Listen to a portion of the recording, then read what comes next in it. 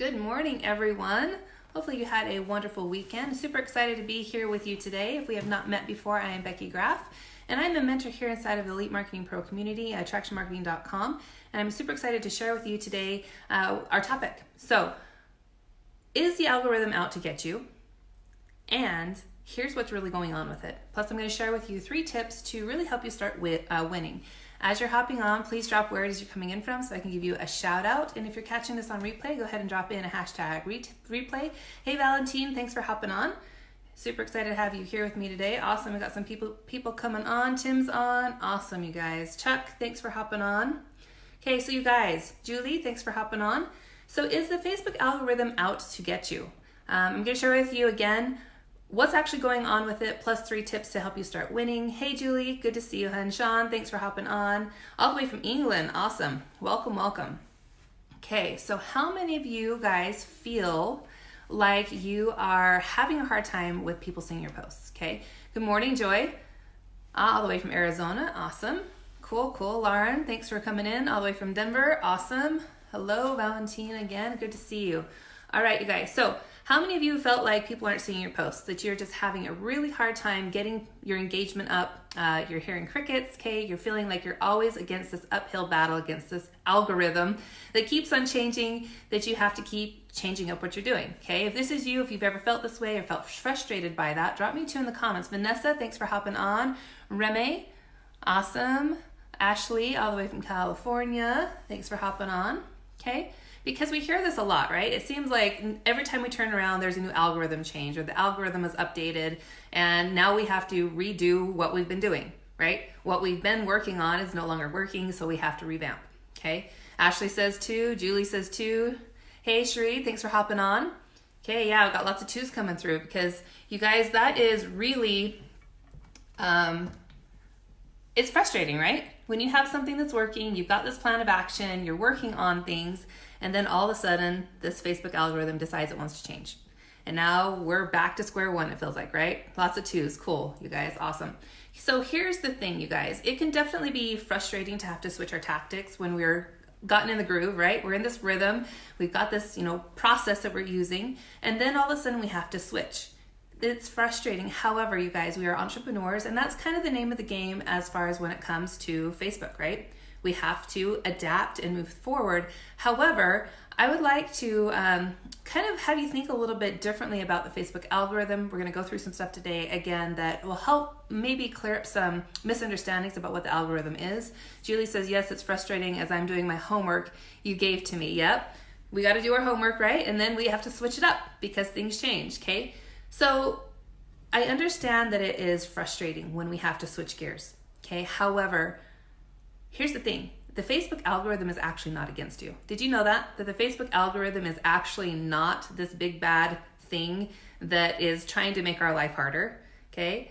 Jennifer says, bend or break. Cindy, thanks for hopping on, okay? Because here's the thing, you guys.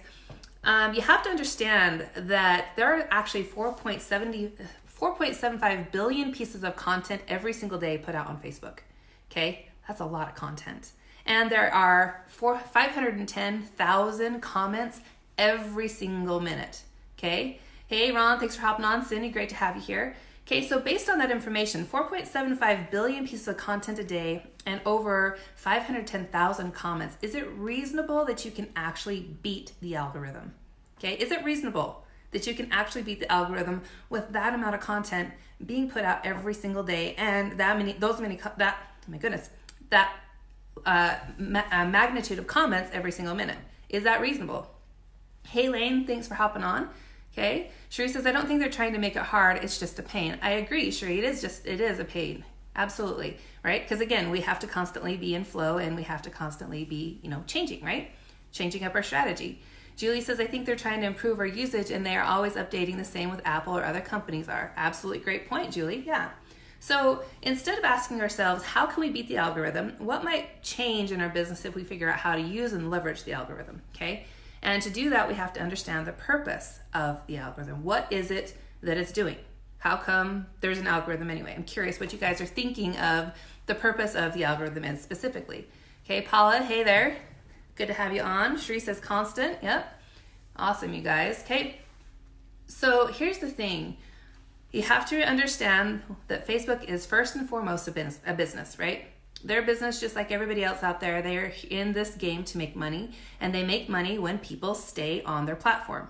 Okay, so one of the things that the algorithm's job is to do is to make sure that people stay on the platform. Okay, and so because of that, they want people to be engaged. Okay, they want people to stay on the platform. They want people to be engaged on the platform. They just launched, I think it was last week, a new dating site, a new dating service, Facebook Dating. And there was a lot of uproar about this, like, oh my gosh, now we have dating on Facebook. But however, for us as marketers, that's an awesome thing, because now there are going to be more users on Facebook that then may have an opportunity to see our content, right? More users means more opportunity for us, right? Let's see, Shri says the purpose is to keep the flow best and have rules in place. Yes, very good point. Hey, Vitalis, hope I said that right. Welcome. Okay, so what might happen, you guys? I'm curious. What might happen if you actually saw all of your friends' posts? I want you to think about this for a minute. What would actually happen if you saw every single one of your friends' posts in the order in which they were posted? Okay, think about that for a minute, right? Because we have how many posts that are going out every single day? 4.75 billion, okay? And if you saw every single piece of content that people put out there, hey Melissa, thanks for hopping on, good to have you here, okay? What would actually happen? Okay, think about it. The average person has about 600 people on their friends list, sometimes more, okay? And so that friends list actually generates 3,000 to 5,000 pieces of content. Hey, thanks for hopping on, Ashley, complete overwhelm, yeah. Awesome, Chastity, welcome, welcome, welcome. Okay, so yes, if you had that amount of content just on your friends list, okay, is it reasonable? You'd spend your time on Facebook all day and you'd get completely overwhelmed with the amount of content, right? Yeah. Chaos. Cindy says chaos, absolutely. Joy says I would not have enough time to see everything. Absolutely true, okay? So here's the thing. If you log into Facebook, the average person logs in about 6 times a day, okay? And as they scroll, they can see maybe 50 posts per time that they log in. That means that they're seeing roughly 300 posts, okay? So they've got a friends list of 600. They're seeing roughly, or your friends list, 2,000 to 3,000 people. You're seeing about 300 pieces of content, okay? Julie says, no way I could keep up with that. Awesome, Diane, thanks for hopping on. Sharon, good to have you here, okay? So that means that you're seeing about 8% of your friends list, okay? That's just the way that it works out with the math because of the amount of content that's actually on social media, right? It's on Facebook. You have tons of it there. So Facebook knows that if you were to see every single piece of content in chronological order from your friends list, that you would be overwhelmed, it would be chaotic, you'd click off, and you would not stay on the platform. Okay, hey Fran, thanks for hopping on. Okay, so they want to make sure that you have a great user experience. So how do you make sure that your content is part of that 300 that is being shown? How do you make sure that your content makes the cut so that it's not being, tucked in the back corner by the algorithm so that your people are actually seeing it? Awesome. That is so cool. Thanks, Sheree. Understood. Julie. Thank you, Julie. That's appreciated. Yeah, looking at these stats was very interesting to figure out exactly what's happening with the algorithm.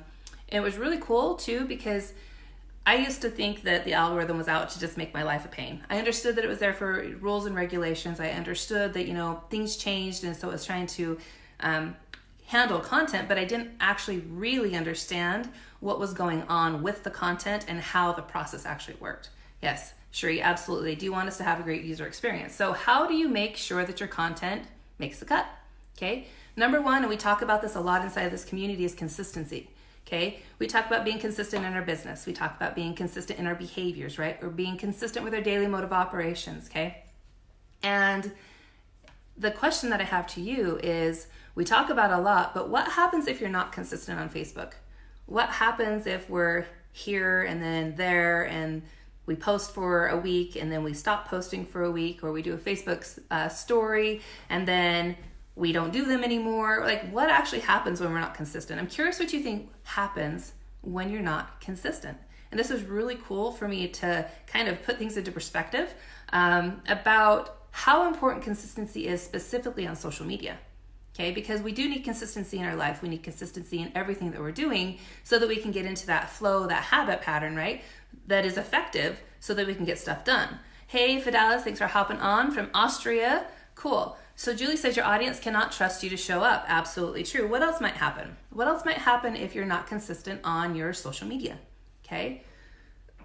What might happen if you are not doing Facebook Lives and then all of a sudden you decide that you're going to hop on a challenge because you're all fired up and you're going to do it for 30 days, and you get it done. Like you hit that 30 days and then you kind of fall off again. What happens? Dan says, just like raising my boys, consistency counts. Cherie says they change how they put it up in front of people. Yep. Renee says Facebook won't show it. Yep. Awesome, you guys. Yes. You lose your audience or they do not get to know you if you are not there. Absolutely true, Julie. Okay. So here's the thing. When you are being consistent, let's see, Lauren says Facebook doesn't see you as somebody who's important. Yes.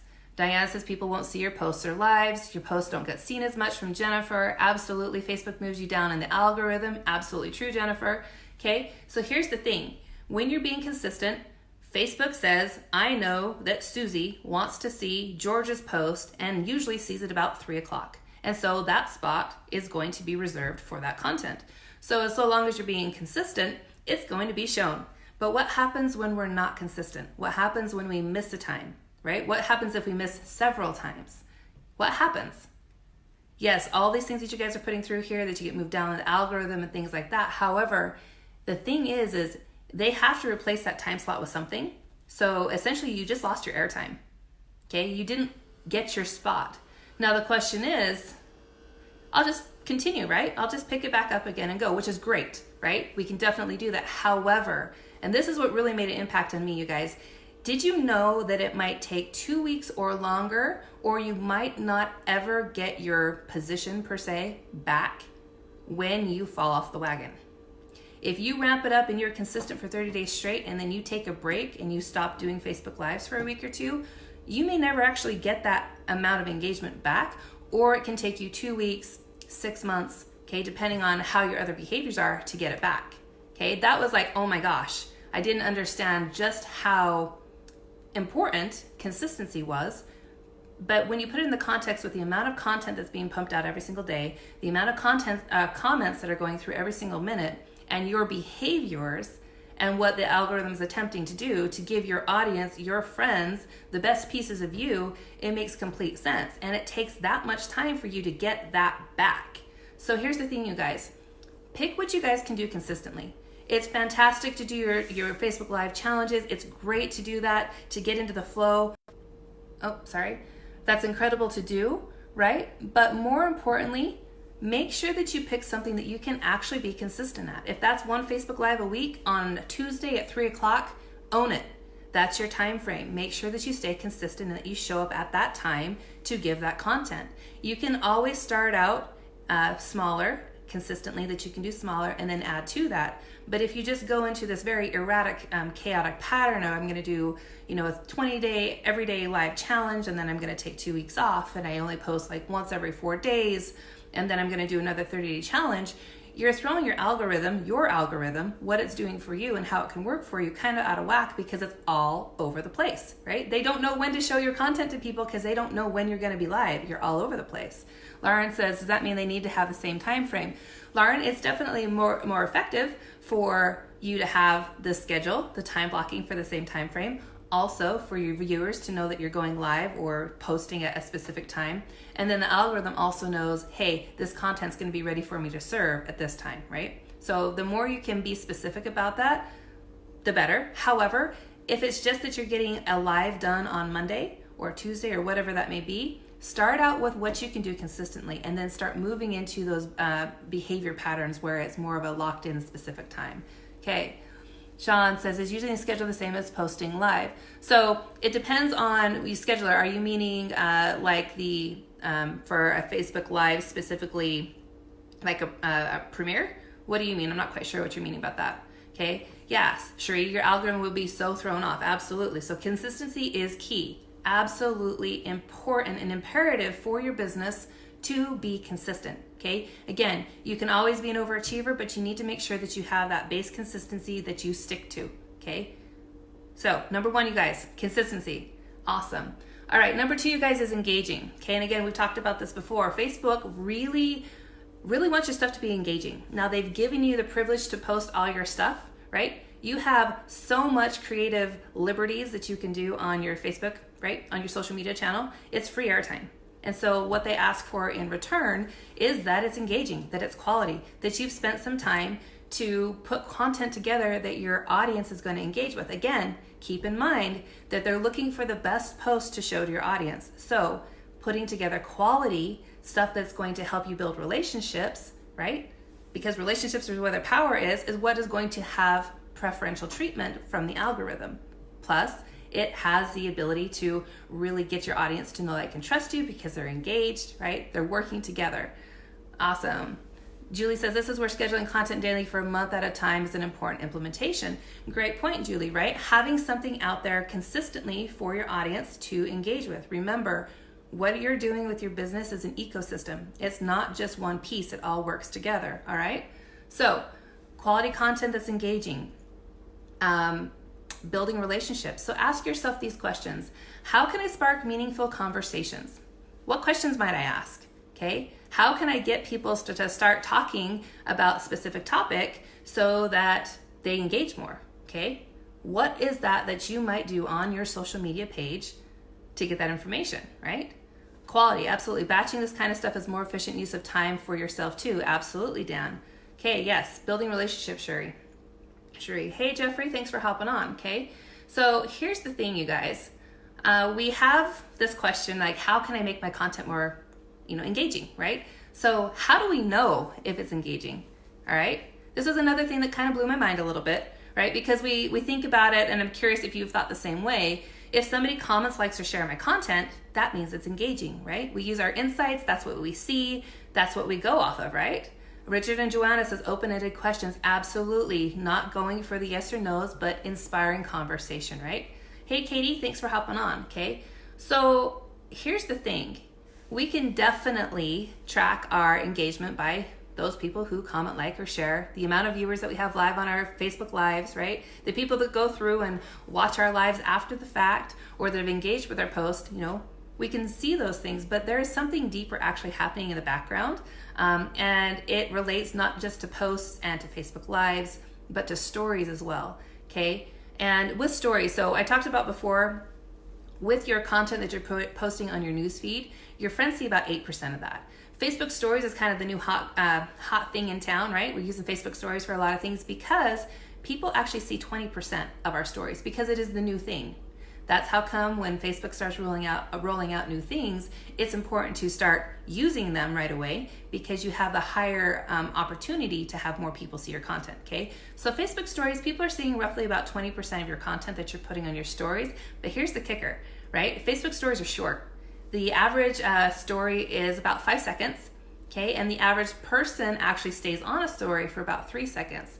But if somebody sees something in their story that they don't want, like a product pitch post or something like that, it takes them 1.5 seconds to swipe off, and that is counted as unwanted content, right?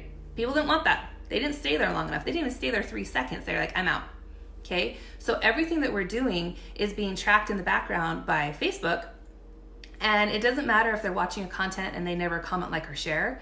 The amount of time that they're spending with your content is actually considered in the whole picture of how engaging is your stuff, right? Okay, so keep this in mind, you guys. It's not just about the external comment, like, and share that you're seeing. It's about all those stalkers out there who are watching you, who are just in the background checking it out, not doing or saying anything. That is still ramped up into how Facebook views you and the content that you're putting out. Okay, so again, start thinking about how can I make sure that my content's engaging and meaningful? What might have somebody stop and spend some time here? What kind of conversations might I spark? Okay, all of those things. Katie says, I've never used stories before. Yes, Katie, they're a great tool to be able to use. One caveat with those is with a consistency piece. Just because you do a Facebook story, let's say today's Monday, you do a story at, it's 11:20 my time, okay? If you don't do another story until, 2 o'clock tomorrow, it does not count as consistent engagement, Okay, there needs to be a little bit of overlap with the stories because it counts it as a full 24-hour period. So if you're posting at 8 a.m. a story, if you want to consistently have content, you'll need to post additional times throughout the day, or definitely make sure that you have a post up at like 7:55 or something in the morning prior to the expiring of your first story. Okay, so that's kind of how the Facebook algorithm works with the stories specifically. And then also our posts, you guys, our posts live for about 6 hours. Okay, so from the time that you post something on your page, it has about a 6-hour shelf life before it's going to be so buried with content it's not going to be seen again. Okay, awesome. Sean says stalkers, even they would do it for now. Well, yeah, I'm sure that you probably have them, Sean. You just may not be aware of it yet. Okay, all right, you guys. Awesome. Yes, and also helps with your algorithm. Absolutely, Richard. So you guys, those are some little tips on that. Okay, so Sheree says, if you post at 8 a.m., you need to overlap stories, post lives about 6 hours. Yep, absolutely. You got to make sure that you have that bandwidth so that there's constantly content, right? Think about your news feed, right? Your airtime. You don't ever want it to go dark. You always want something on it, and make sure that you are doing quality that's engaging for your audience, okay? So that's number 2, you guys. Number 3 is be authentic. Okay, and again, this is another one that we talk about a lot, but this is really where you can win big, because authentic is not something that is copy paste. Okay, let's just be really clear about that. Authenticity is not something that you can copy and paste. Okay, this is something that is constantly moving and breathing, that is always moving and changing. There's highs and there's lows. You being authentic is where you need to focus. Okay, be authentically you. Because this is where your dynamic conversations happen. This is usually where the engagement happens, right? Because you're sharing what's actually going on in life. It's not something that's been thought about forever and then, curated and made perfect before it's put out there, right? It's in the moment. It's engaging. It's authentic. It's you, okay? Now, this does not mean that you have to share everything that's going on in your life. You don't have to dig out all the closets, the skeletons in your closet and post about all of those.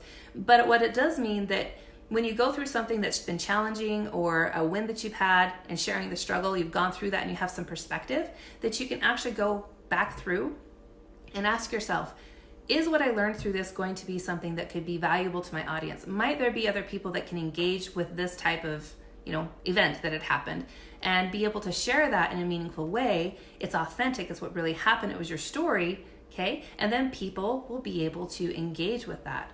Okay. And be able to give perspective on that, because what this really just means, you guys, is be you. And Katie says, just be you. That's your motto. Absolutely awesome. Okay. People love stories because that is the thing that you cannot copy and paste. Motivational memes, all those things are great. They make you feel good in the moment. But what's actually going on in your life is valuable to your audience, because nobody's story is the same. Everybody's got little different things that are going on. The challenges may have some overlap. There's relatability, but there is no copy-paste story. There's no copy-paste life. There may be moments, there may be, tiny things that are relatable as far as that goes, but nothing is the same. And that's how come it drives such key engagement for your audience, is because it's not the same thing that they've seen before, right? It's a different thought. It's a different perspective. And that's what they can engage with. So you guys, make sure that you are working on being consistent, making sure that you're working on being engaging and also authentic with the content that you're putting out there, and just attempt to be a little bit better than you were the day before, okay? We are not perfect people. There is no such thing as perfect in this system, right? We're always learning and, going back and forth, and we're trying different things, testing, iterating, okay? Awesome. And Julie says, so it needs to be congruent. Well, think about it, Julie. If we're being authentic and we're sharing what's going on in our journey, wouldn't it make sense that it's congruent with what we're actually doing, right? We can share different things in our life and use the story that we've learned out of it and be able to use it as a parable in a way to relate to our audience in that moment, right? It doesn't have to be all specifically about business. There's so many things in our life that correlate to our businesses. And for most of us, our business is really part of our life, right? It's something that we do every single day. So the challenge to you guys is to just be a little bit better, right? A little bit more consistent every day, a little bit more engaged, a little bit more authentic. And if you do this, you guys, you are totally going to win. You're going to have the audience that knows, likes, and trusts you, that they're your raving fans. You're going to have the power of the algorithm behind you because you're spending the time to build and develop those relationships and serve the content that they're wanting on their platform to keep more people around, okay? So I appreciate you guys being on with me today. Super excited to be able to share this information with you. I hope you found it valuable. If you did, go ahead and give me a hashtag value in the comments. And again, don't forget to join us here every Monday through Friday at 1 Eastern. Appreciate you being on and have a wonderful day.